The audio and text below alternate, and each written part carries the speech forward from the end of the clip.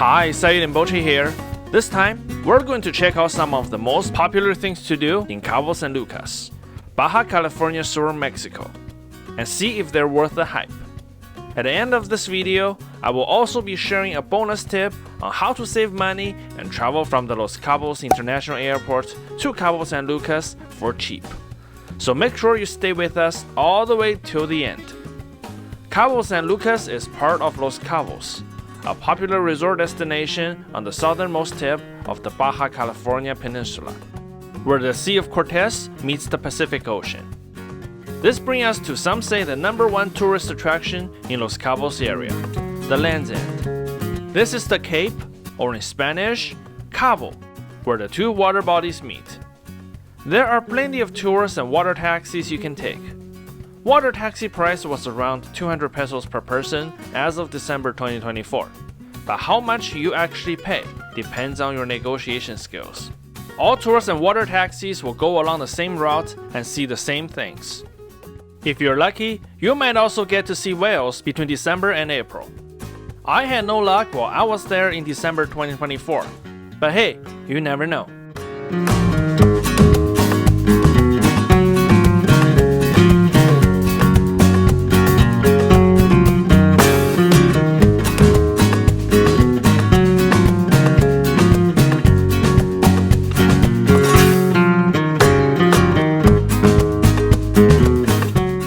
Highlights of the tour include the Pelican Rock, a great place for fish watching and snorkeling, Lovers Beach and Divorce Beach, where you might request to be dropped off, spend some time, and have the boat picking you up 1 or 2 hours later.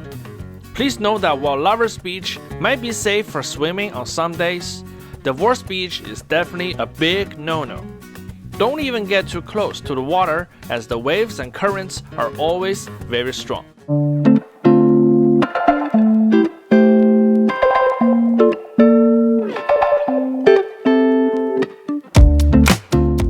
At the very end of the impressive rock formation is the enduring symbol of Los Cabos, the Arch of Cabo San Lucas.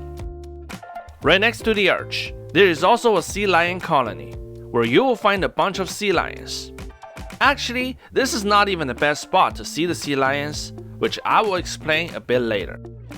Overall, a trip to Cabo San Lucas or Los Cabos area is incomplete without doing a trip to see the Land's End, which is affordable and widely available. Although this is not my #1 thing to do in Cabo San Lucas, I do agree with everybody else. Land's End is a must-see and must-do if you ever visit Los Cabos.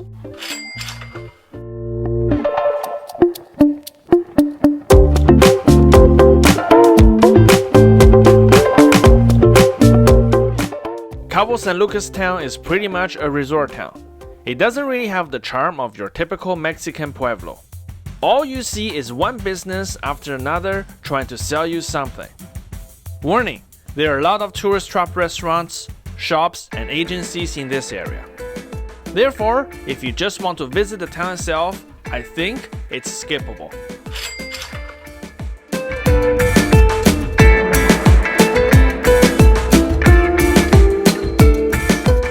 However, if you really have to be in Cabo San Lucas town, maybe because you need to join an excursion, go check out the Cabo San Lucas Marina. You'll see a lot of sea lions hanging out among the boats. I think the marina is more of a sea lion colony than the sea lion colony right next to the Arch of Cabo San Lucas.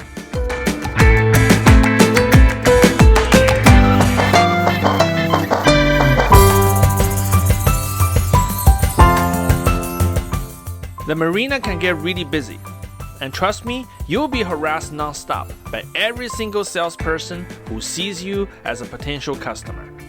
If you do want to take a walk without all the hassles, I recommend doing it in the early mornings, as it is a lot quieter, especially when all the touts and vendors haven't opened up their businesses yet.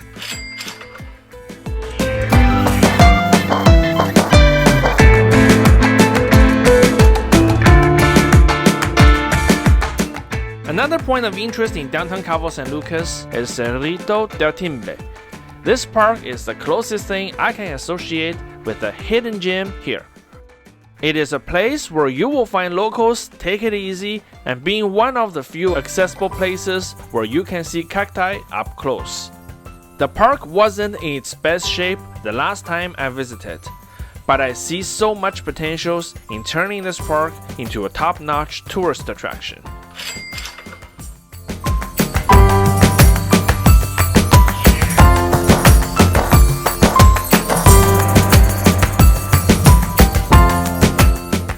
If you actually want to see a half-decent Mexican town, the easiest one to get to is San Jose de Cabo. Technically, it's a separate town from Cabo San Lucas, but it's very easy to go there with a tour, taxi/Uber ride, or by public bus from Cabo San Lucas. You can catch Ruta del Desierto, the bus route that runs along the Los Cabos tourist corridor in front of Walmart. Ticket costs 40 pesos as of December 2024, and the buses are air-conditioned. If you want to explore other points of interest along the tourist corridor, you might also take advantage of this bus as long as you know where you're going.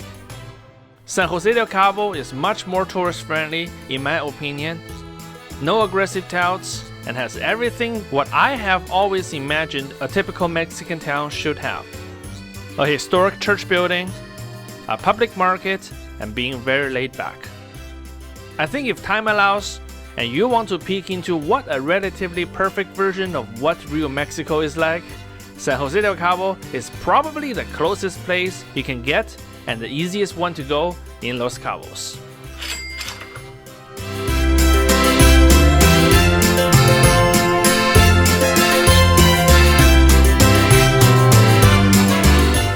Now, why don't we head back to Cabo San Lucas? Although there are only a few swimmable beaches in Los Cabos region, two of the best ones are located right next to Cabo San Lucas downtown, on two sides of the marina. The one on the south side is Playa Empacadora, also known as the Cannery Beach. The name comes from the abandoned cannery on site right next to the beach. Many locals joked that this is the poor man's beach as you don't see all the tourist trap restaurants or shops nearby. Some say Playa Empacadora is a great place for snorkeling. Unfortunately, I can't vouch in myself, but considering its proximity to the Pelican Rock and lots of rocky terrains underwater, it might as well be the case. But that also means you need to be careful swimming in these areas as well.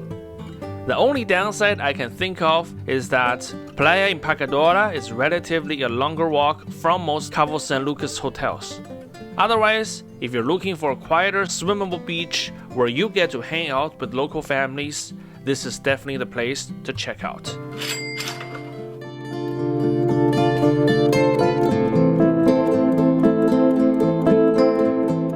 If you're looking for somewhere closer to all the actions, right on the other side of the marina is Playa El Medano. This long sandy beach stretches miles from the northern end of the marina all the way into the resort zone. Good news is that the part that's ideal for swimming is the section that's right next to downtown Cabo San Lucas, so you don't have to go that far. The water is crystal clear and the waves are minimal in the swimmable section. Plus, the view of the land's end is certainly a bonus and serves as the perfect backdrop for Playa El Medano.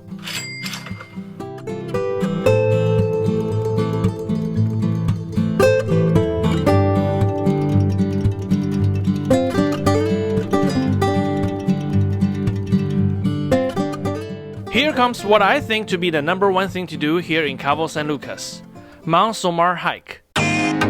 This is the hill that's right above Land's End and offers one of the best views of Cabo San Lucas. Please know that this hike is located on a private property of Enrique's dog training facility, so you can only do the hike by joining one of Enrique's organized hikes. You can find the schedule either on a whiteboard at the entrance of Enrique's property, or you can confirm with Enrique in advance. I'll share his contact information below in the description box. Generally speaking, hikes start at around 8 a.m. and will leave shortly after, so don't be late as the door will be locked once the hike starts. Being on a dog training facility also means that you get to hike this hill with a bunch of dogs. But don't worry, they were all pretty friendly. The hike overall wasn't hard, but wasn't easy, depending on your level of fitness. One thing I do want to point out is that be careful of cacti along the trail. Some were hidden, so pay attention. Once you reach the top, you'll get to see the panoramic views of Cabo San Lucas, including the Land's End, the Sea of Cortez, and the Pacific Ocean. The hike with Enrique lasts no more than 2 hours in total, and please do not forget to tip at the end of the hike to show Enrique some appreciations for opening up his private property for this amazing activity. If time and your physical ability allows, I definitely recommend hiking up Mount Solmar to everyone who visits Cabo San Lucas.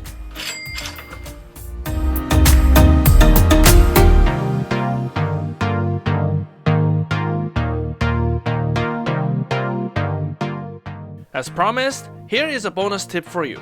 How to travel from Los Cabos International Airport to Cabo San Lucas for cheap? Well, here's a tip for you if you're planning to go to San Jose de Cabo or Cabo San Lucas. The more economical way is that you have to walk from the arrival area to the departure area here at Terminal 2.